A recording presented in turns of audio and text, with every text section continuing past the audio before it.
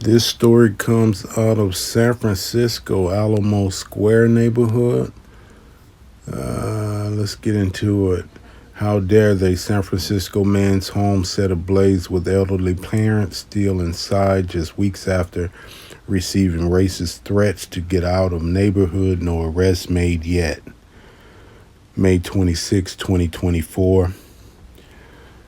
Terry Williams and his parents are longtime residents of Alamo Square neighborhood in San Francisco, dating back to the 1970s. But ever since the 49-year-old started his dog walking business about 14 years ago, he has experienced racist attacks. It all accumulated in a series of horrific events on April and May that now have left his family homeless. On May 21st, on the heels of receiving a racist package and death threats, his family home burned down. The entire community was stunned, and many are questioning why he didn't have police protection around his home, given the disturbing nature and seriousness of the harassment leading up to the fire.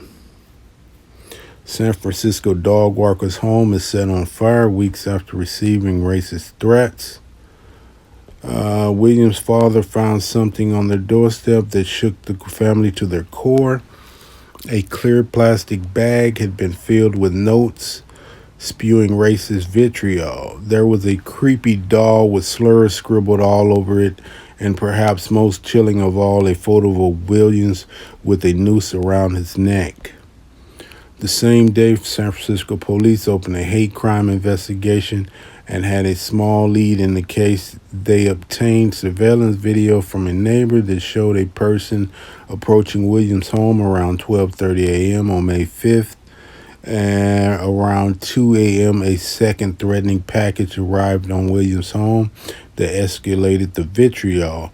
It contained a black-faced doll with a noose, and Terry Williams had been written across the top of the doll's head. The notes were worse this time, with horrific death threats directed at Williams, including "Get out of Alamo Square District," "Pure race whites rule the globe," "We will continue to exterminate you nigger slaves," and images of the KKK. Neighbors, friends, and family rallied behind Williams, organizing a GoFundMe to raise money for a security system and to help his family relocate to a safe location while the police tracked down leads. On May 11th, a rally against racism drew a crowd to Alamo Square in his honor to raise awareness of hate crimes committed against our neighbor, said the flyer. In the meantime, Terry turned to the press to get media attention on this case. He should have went to social media first when the first death threats and letters start coming. You also use mainstream media if they'll help you, but many cases they do not. But with social media, if you get enough attention, people raise enough awareness about what's going on with you, something could get done. Probably he should have went to the FBI early on, because you take that serious when you're getting threats like that. If nothing is done, it always, well, in many cases, it escalates into something more serious. So that's something you don't take lightly. Okay, shortly after the rally, Mayor London Breed spoke with Williams and promised his case would be a top priority for San Francisco police. City Supervisor Dean Preston introduced a resolution urging law enforcement to track down the perpetrators, in which he stated, "To see these kinds of threats directed at black residents in our community is revolting and brings to mind cross burnings and other acts of racial terror targeting black residents." Still on May 21st, the late morning, Williams' family home was suddenly set ablaze while Williams was meeting with city leaders. Williams' elderly parents were in the home at the time of the fire. His father, Lodi, 81, Said his wife smelled smoke, and before they knew it, the living room was an inferno. I don't know what happened, Lodi Williams told the San Francisco Standard.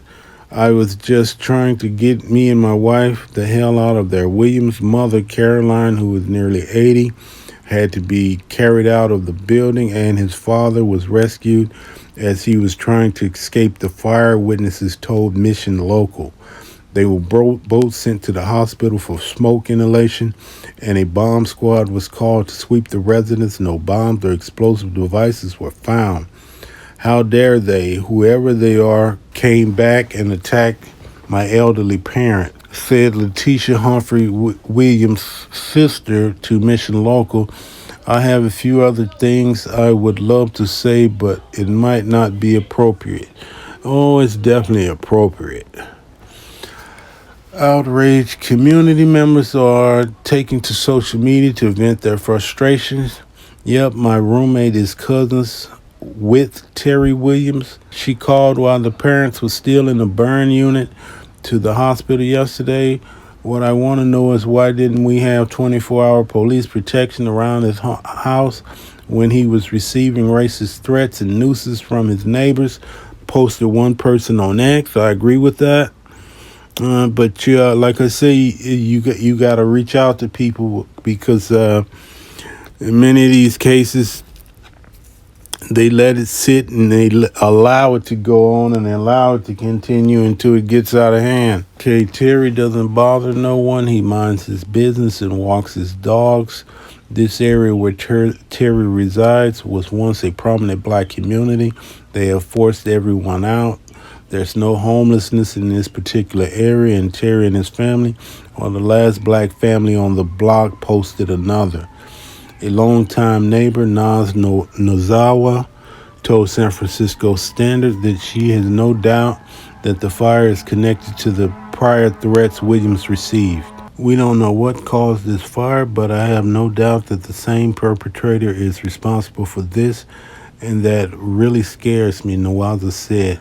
It went from this is stupid and also terrifying and hateful too. They could have murdered people today. Since 1990, the percentage of black San Francisco residents has dropped from 10.9% to 5.7% in 2021, according to the U.S. Census Bureau. Many blame gentrification and skyrocketing housing costs in the city for the decrease, but hate crimes play a role. Black people report experiencing nearly 60% of all hate violence in San Francisco, according to a 2020 San Francisco Human Rights Commission resolution, and also have the highest mortality rate in the city with 9 out of the top 10 causes of death. Wow. Williams don't know how he will recover from yet another setback, but he promised to keep fighting, according to NBC News. No arrests have been made yet, and Williams has filed a report with the FBI. I wish he had filed a report when he first started getting those letters and death threats. But it's good he finally did call the FBI because those are hate crime. That's a federal crime. So the FBI shouldn't have been involved with it the first instance he started getting those letters.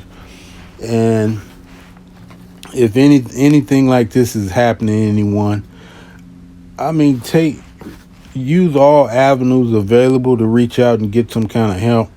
Many times, if you reach out to social media, people will hear your story and they start sharing your story, and your story, gains more awareness. People will see it everywhere, and people will be try to help you as best they can. Whether it's sharing your story or you might have people in that area to come by and assist you in any kind of way. Maybe this is hindsight, but what people should do is you getting things like that coming to your house. I mean, definitely take it serious. Get security cameras set up. If it's just one you can afford, just get one. Make sure it's got a good resolution, though. The better, more resolution on it, the better you are seeing who's actually doing it. Security lights, you get those motion lights set up. Anybody come around your house, it's going to light it up like a Christmas tree. And, when you reach out to social media, in a lot of cases, you'll have people that are able to come, maybe sit like maybe an hour, 2 hours over your house overnight so you can really rest, because I'm pretty sure when things like that happening, that it's hard for the person to, sleep at night, not knowing what's going on. You're going to stay aware of what's going on at night. I'll put the GoFundMe in the description. Anybody want to help, they can. I'll post it on my other social media sites. Get this man the help that he needs for him and his family. I'm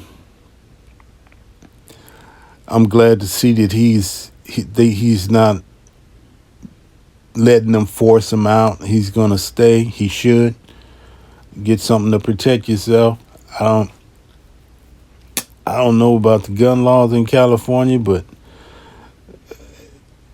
you definitely get something to protect yourself, because what eventually happens in cases like this, if no one's caught, the person will know not to come back around.